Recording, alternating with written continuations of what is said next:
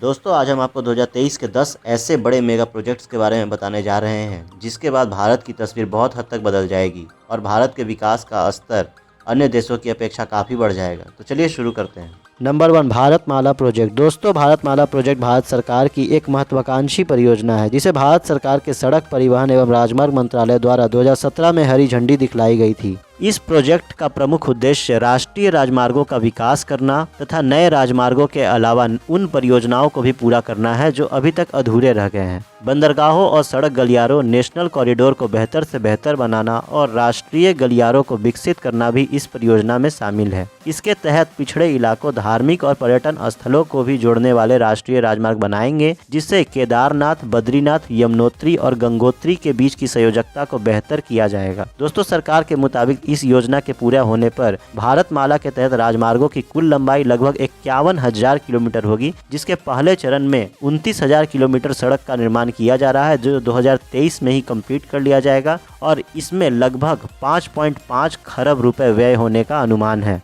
Number 2 Aditya L1। दोस्तों Aditya L1 अंतरिक्ष की दुनिया में भारत का नया कीर्तिमान स्थापित करने जा रहा है। सूर्य कोरोना का अध्ययन एवं धरती पर इलेक्ट्रॉनिक संचार में व्यवधान पैदा करने वाली सौर लपटों की जानकारी हासिल करने के लिए भारतीय अंतरिक्ष अनुसंधान संगठन इसरो ने आदित्य L1 लॉन्च करने की योजना बनाई है। आदित्य L1 उपग्रह सोलर कोनोग्राफ यंत्र की मदद करके सूर्य के सबसे भारी भाग का अध्ययन करेगा।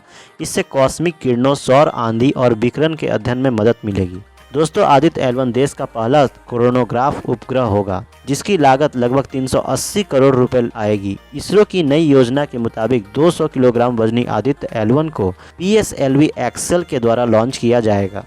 Number 3 Mumbai to Dubai underwater train project. दोस्तों ये प्रोजेक्ट बहुत ही हैरान करने वाला है। यूएई के फुजैरा शहर और मुंबई के बीच लगभग 2000 किलोमीटर लंबा ये अंडर वाटर ट्रेन प्रोजेक्ट 2023 में बनाना शुरू कर दिया जाएगा। इसमें एक और कमाल की बात यह है कि इस सफर को पूरा करने में मात्र 2 घंटे का समय लगेगा। फिलहाल दुनिया में लंदन से पेरिस के बीच समुद्र के अंदर हाई स्पीड ट्रेनें चलाई जा रही है और इसी तर्ज पर यूएई की एक कंपनी यूएई के शहर फुजैरा से मुंबई के बीच समुद्र के अंदर हाई स्पीड ट्रेन चलाने की योजना पर कार्य कर रही है। इस हाई स्पीड ट्रेन को चलाने का उद्देश्य दोनों देशों के बीच कारोबार को बढ़ाना है। कंपनी की योजना के तहत इस हाई स्पीड ट्रेन की मदद से दुबई के फुजैरा पोर्ट से भारत को कच्चा तेल भेजा जा सकता है और भारत से नर्मदा नदी का अतिरिक्त पानी आयात भी किया जा सकता है। पानी में तैरने वाली ये मैगवेल ट्रेनें मुख्य तौर पर मैग्नेटिक रिफ्लेक्शन सिस्टम के आधार पर चलाई जाती है। इन ट्रेनों में पहियों व पटरियों के बीच घर्षण नहीं होता जिस कारण इनका मेंटेनेंस का खर्चा भी काफी कम आता है। Number 4 central Vista project. दोस्तों इंडिया गेट से राष्ट्रपति भवन तक राजपथ के दोनों ओर को सेंट्रल विस्टा कहते हैं। मोदी सरकार सेंट्रल विस्टा नए सिरे से विकसित करने की योजना पर कार्य कर रही है। इसके तहत संसद भवन, प्रधानमंत्री और उपराष्ट्रपति का आवास और दफ्तर बनाए जाएंगे। इस पूरे प्रोजेक्ट पर लगभग 13,450 करोड़ रुपए खर्च होने का अनुमान है। नया संसद भवन त्रिकोण के आकार में बनाया जा रहा है। ये 64,500 वर्ग मीटर में फैला होगा। नए संसद भवन में 1224 सांसदों को बैठने की व्यवस्था होगी जिसमें लोकसभा के 888 सांसद और राज्यसभा के 384 सांसद बैठ सकेंगे। मौजूदा समय में लोकसभा के 545 और राज्यसभा के 245 सांसदों को बैठने की ही व्यवस्था है। नए संसद भवन में हर सांसद को एक अपना ऑफिस भी मिलने जा रहा है।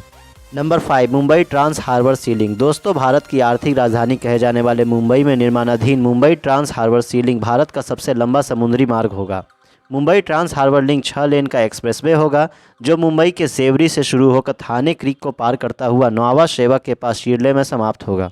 मुंबई ट्रांस हार्बर लिंक का निर्माण का कीमत लगभग 17,843 करोड़ रुपए बैठने का अनुमान है। मुंबई को नवी मुंबई से जोड़ने वाली यह परियोजना पूरा हो जाने के बाद लोग कुछ मिनट में ही मुंबई से नवी मुंबई पहुंच सकेंगे, जबकि मौजूदा समय में यह सफ़र पूरा करने में लोगों को 1.5 से 2 घंटे का समय लगता है। इस प्रोजेक्ट के जरिए मुंबई को नवी मुंबई के साथ पुणे एक्सप्रेसवे और नवी मुंबई में बन रहे एयरपोर्ट पर भी आसानी से पहुंचा जा सकता है। Number 6 Ken Betwa river linking project. दोस्तों हमारे देश के कई इलाके में सूखा आज भी एक बहुत बड़ी समस्या है जिसका समाधान करने के लिए केंद्र सरकार ने नदी को जोड़ने वाली योजना पर कार्य करना शुरू कर दिया है। Ken Betwa river linking project आपस में नदियों को जोड़ने वाली एक परियोजना है जिसका उद्देश्य उत्तर प्रदेश के सूखाग्रस्त बुंदेलखंड क्षेत्र में सिंचाई की सुविधा उपलब्ध कराने हेतु मध्य प्रदेश के केन नदी के अधिशेष जल को बेतवा नदी में ट्रांसफर करना है। इस परियोजना का उद्देश्य मध्य प्रदेश और उत्तर प्रदेश के बुंदेलखंड क्षेत्र में 10.62 लाख हेक्टेयर के लिए वार्षिक सिंचाई प्रदान करना और पेयजल को बढ़ावा देने के साथ साथ 103 मेगावाट की पनबिजली उत्पादन करना भी है। इस परियोजना के लिए 44,605 करोड़ रुपए की भारी भरकम रकम को भी आवंटित किया गया है। Number 7, Navi Mumbai international airport. दोस्तों, नवी मुंबई इंटरनेशनल एयरपोर्ट एक नया और प्रस्तावित एयरपोर्ट है जो मुंबई के कोपरा पनवेल क्षेत्र में बनने जा रहा है। इसका नाम डीवी पाटिल इंटरनेशनल एयरपोर्ट रखा जाएगा। यह public private partnership PPP model पर बनकर तैयार होगा जिसका कुल लागत 16,700 करोड़ रुपए होगा। नवी मुंबई में इंटरनेशनल एयरपोर्ट के निर्माण के बाद मुंबई अंतर्राष्ट्रीय हवाई अड्डे का दबाव पहले के मुकाबले काफी कम हो जाएगा और यात्रियों को बेहतर सुविधा भी मुहैया हो पाएगी। Number 8, project Himank, world's first motorable road through glaciers. दोस्तों, ग्लेशियरों के मध्य दुनिया के सबसे पहली मोटर योग्य सड़क बनने जा रहा है। दोस्तों, प्रोजेक्ट हिमांक भारत के लिए एक नया कीर्तिमान स्थापित करेगा।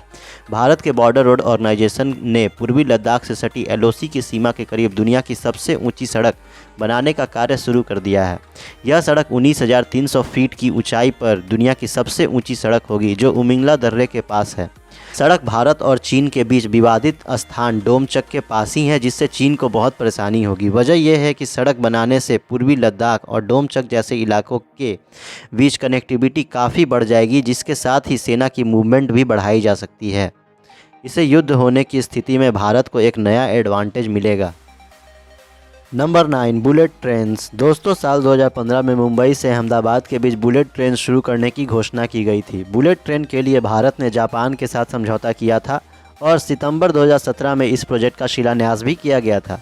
लेकिन दोस्तों, अब 2023 में यह इंतजार भी खत्म होने वाला है। दोस्तों, इसे बुलेट ट्रेन इसलिए भी कहा जाता है क्योंकि ये बुलेट अर्थात गोली की रफ्तार से दौड़ती है। इस परियोजना की अनुमानित कीमत कुल 1.1 लाख करोड़ रुपए बताया जा रहा है जिसमें 81% का ऋण जापान की अंतर्राष्ट्रीय सहयोग एजेंसी JICA द्वारा दिया जाएगा। दोस्तों, इसका top speed 320 kilometre per hour है जो मुंबई से अहमदाबाद पहुंचने में मात्र 3 घंटे का समय लेगी। Number 10, 5G in India. दोस्तों, आज के इस युग में इंटरनेट हम सभी की एक बहुत बड़ी ज़रूरत बन गया है। ऐसे में 5G सर्विसेज भी एक बड़े मेगा प्रोजेक्ट से कम नहीं है।